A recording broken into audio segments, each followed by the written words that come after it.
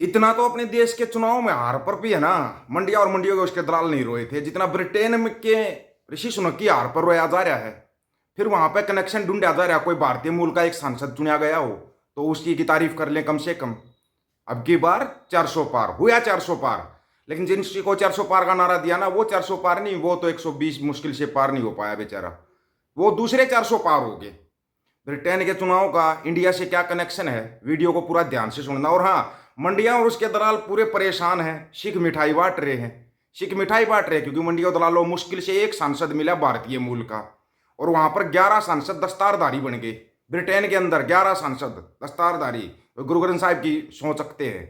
हुआ ना कमाल। ये कमाल कैसे हुआ, थोड़ा ध्यान से सुनना। अब ये मंडिया और उसके दलाल लगे हुए, कोई तो मिलेगा। इनको मिला, एक सांसद मिला। एक सांसद मिला जो कि आप कह सकते हो भारतीय मूल का मिला, कनिष्क नारायण। कनिष्क नारायण का इनको पता लगा भाई, नाम मतलब मिलता जुलता है नाम है अपने देश से, चलो इसका कनेक्शन निकालते हैं भाई, इसका भारत के साथ क्या कनेक्शन। ऋषि सुनक का भी निकाला था ना कनेक्शन।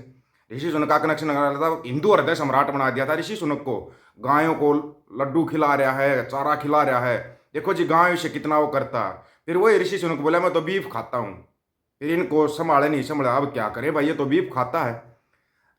कनिष्क नारायण की जीत से पूरे परिवार के लोग उत्साहित है। बात अगर कनिष्क नारायण और उस परिवार की करें तो उनके पिता का नाम संतोष कुमार और मां का नाम चेतना सिंघा है। कनिष्क नारायण के रिश्ते के तार भारत के प्रथम राष्ट्रपति डॉक्टर राजेंद्र प्रसाद से भी जुड़े हैं। डॉक्टर राजेंद्र प्रसाद कनिष्क नारायण की दादी के दादाजी थे। हालांकि कनिष्क नारायण की बहन ने बताया कि वो कभी डॉक्टर राजेंद्र प्रसाद से मिले ही नहीं थे भाई। लेकिन अगर इतिहास के तार जुड़ जाएं तो दोनों का रिश्ता जुड़ा हुआ है। अब कनिष्क नारायण इनको एक तो मिला कम से कम। अब दूसरी बात यह कि भाई वो जो जीत्या है प्रधानमंत्री कीर स्टारमर, उसने सत्ता संभाल ली है। अब कीर स्टारमर के तार नहीं जोड़ पाई है। कीर स्टारमर को कह दो भाई, कृष्ण सिंह नाम था इसका, नाम कीर स्टारमर टेक लिया, जोड़ दो। जोड़ने में तो ये माहिर है ना। अब उसने अपनी हार की वाह की भाई ऋषि सुनक ने, मैं हारा कैसे। वो एक ना ऋषि सुनक अपने उस महाज्ञानी एक विश्व गुरु के पास चला गया ऋषि सुनक कि भाई अभी चुनाव है, मेरे को क्या करना चाहिए। तो उसने बोला ऋषि सुनक को, तू एक काम कर, आप बोल दे, नारा दे दे कि अब की बार 400 पार। 400 पार नहीं तो 250-300 तो पार हो ही जाएगा। तू 400 पार का नारा दे दे और बता दे जनता को कि 5 kg अनाज 2029 तक मिलेगा। 2029 तक 5 kg अनाज मिलता रहेगा। वो चला गया, बेचारे को समझ में नहीं आई क्या बोल रहा इसने, क्योंकि विश्व गुरु की बातों को इंसान तो समझ नहीं सकते क्योंकि बायोलॉजिकली पैदा नहीं हुए हैं ना ये। तो इनकी बातों को समझने के लिए तो आपको बड़ा ध्यान लगाना पड़ता है भाई, क्या बोल रहा विश्व गुरु ने। उसने जाकर नारा दे दिया, लेकिन वो भूल गया कि वहाँ इंडिया के लोग नहीं है। इंडियन ने 5 kg अनाज में वोट दे देंगे।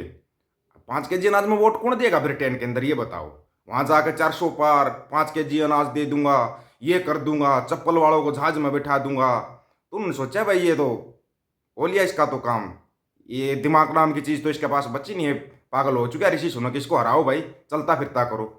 और 14 साल के बाद दूसरी पार्टी सत्ता में आ गई।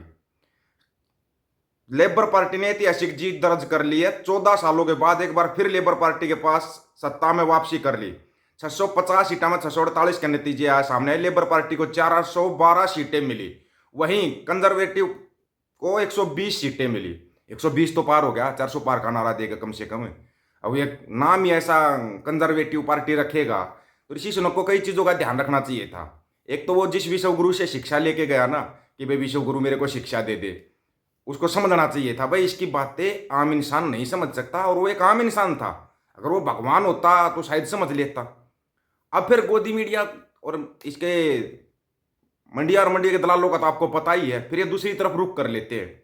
हारना ही था ऋषि सुनक को, तो वो बीफ खाता था भाई, बड़ी जल्दी पलटी मार जाते हो। तुम्हारी पलटी है ना, तुम तो वो एक चाचा पलटू राम है ना, उससे भी बड़ी पलटी मारते हो तुम, उससे भी बड़ी पलटी।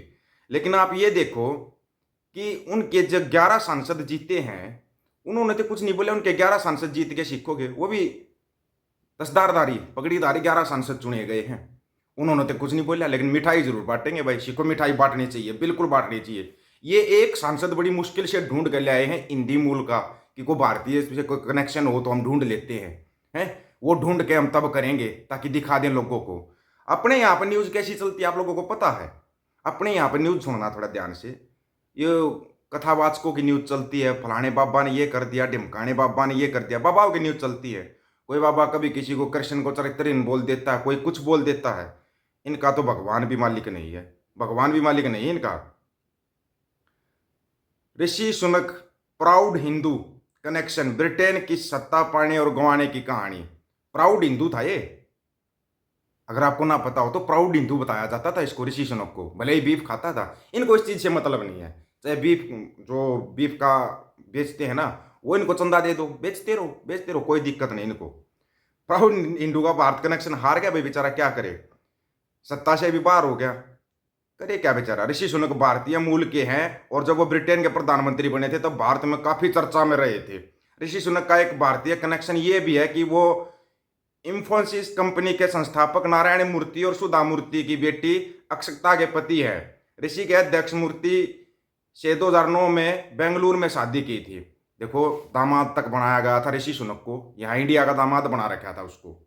लेकिन किया क्या, पनौती ने उसकी पनौती लगवा दी।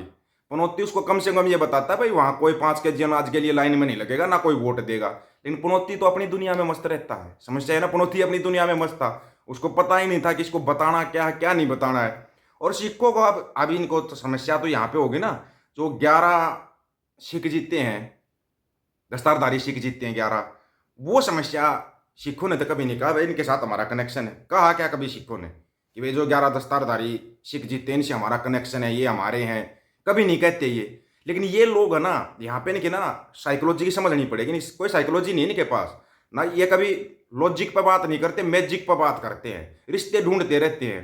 क्योंकि विश्व गुरु ने बता रखा सभी से रिश्ता बनाना है, कोई भी उसी से रिश्ता बना दो। सुनने में आया है कि भाई विश्व गुरु पाकिस्तान जाने लग रहा है, पाकिस्तान जा रहा है, पर गोदी मीडिया कैसे संभालेगी भाई, वो तो समस्या हो जाएगी। क्या करेगी, कुछ तो करेगी, देख लेना आप। ये ऐसा करेगी, ऐसे दिखाएंगे, देखो जी बहुत बड़ा एहसान करने के लिए गए हैं। ऋषि सुनक पे एहसान कर दिया। मंडिया और उसके दलालों ने सर्वे निकाल निकाल के ऋषि सुनक एक तरफा जीतेंगे, प्रचंड लहर है, 400 पार जाएंगे, वो 400 पार दूसरे चले गए, ये रह गए देखते। भाई अब क्या होगा, ये क्या होगा, मैं रह गए। वो दूसरा लेके 412 सीटें आ गया सत्ता में, ये 120 पर 112 पर रह गया बेचारा। करवा दिया काम, पड़ गई शांति, होगी कलेजों को ठंडक। मैं इसलिए कहता हूँ भांड मंडिया और उसके दलाल है ना, कभी सच नहीं बोलेंगे, ये सच नहीं बोलेंगे, हम इनको छोड़ेंगे नहीं। सच बोल दो, कम से कम देश में जो समस्याएं हैं उन्हीं को दिखा दो, समस्या जो उन पर दिखा दो, बता दो। अब तो बंदी सिंह गोगिरी आई का मुद्दा चला दो कम से कम, कि भाई बंदी सिंह गोगिरी करो, 30 35 साल हो गए जेलों के अंदर। वो आया था, संसद की शपथ लेके गया, वापिस उसको कर दिया डिब्रूगढ़ चलता। भाई उसका केस चलाओ, फास्ट ट्रैक पर केस चलाओ, अगर दोषी है तो सजा मिलेगी, निर्दोष है तो उसको बाहर करो। निर्दोष लोग यहाँ 20-20 साल तक जेलों के अंदर पड़े रहते हैं। कभी ये मुद्दे उठाए हैं क्या भांड मंडिया और उसके दलालों ने? कभी नहीं उठाए, ना ही कभी उठाएंगे। बस ऋषि सुनक बनेगा जी भारतीय मूल का, फिर वो बीफ खाता है, फिर तुम्हारे को देने बाएं देखना पड़ता। अब करें क्या, अब करें क्या? कहा कभी सिखों ने न्यूज चलाई क्या, ये देखो जी हमारे 11 सांसद बन गए। लेकिन वो धीरे धीरे अपनी पावर हाउस है, सिखी एक पावर हाउस है, और वो पावर हाउस अपनी पावर बढ़ाता जा रहा है। फिर तुम्हारे को फिर दिक्कत हो जाएगी, तुम पंजाब की फिर उल्टी सीधी न्यूज चलाओगे। इस बारे में आप लोगों को क्या राय है भाई, अपनी राय रखना, आपकी राय का इंतजार रहेगा, क्योंकि आपकी राय बहुत महत्वपूर्ण होती है। सभी साथियों को राम राम, नमस्कार, आदाब, सत श्री अकाल। वीडियो को ज़्यादा से ज़्यादा शेयर, चैनल को सब्सक्राइब और बेल आइकन को जरूर दबाना दोस्तों। ऑफिशियल दीपक फौजी यूट्यूब चैनल, बात हक और सच की करेंगे, हक सच की बात हम करेंगे। वीडियो को शेयर करने की जिम्मेवारी आप लोगों की। गज के आखो, वाहिगुरु जी का खालसा, वाहिगुरु जी की फतेह।